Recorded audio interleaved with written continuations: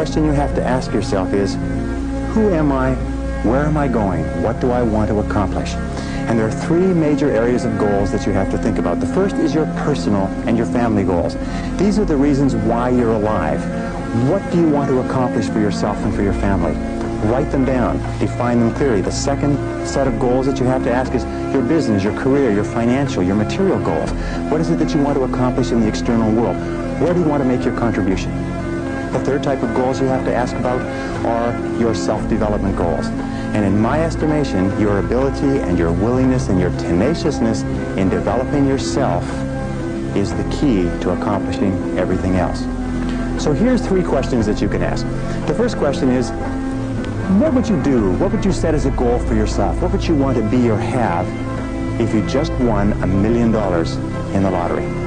What would you do if you just won $1 million? If you had all the time and money, you're completely free to decide to do anything you wanted. If you won $1 million, what would you do differently? Think about that. Hold that in your mind.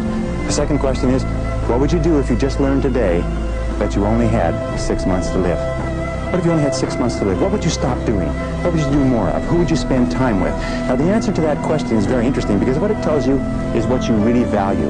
What is really important to you? And what we have found is that self-esteem, satisfaction, happiness in life comes from getting your goals and your activities congruent with your values, with your priorities, with what you consider to be really important. Now, here's the third question.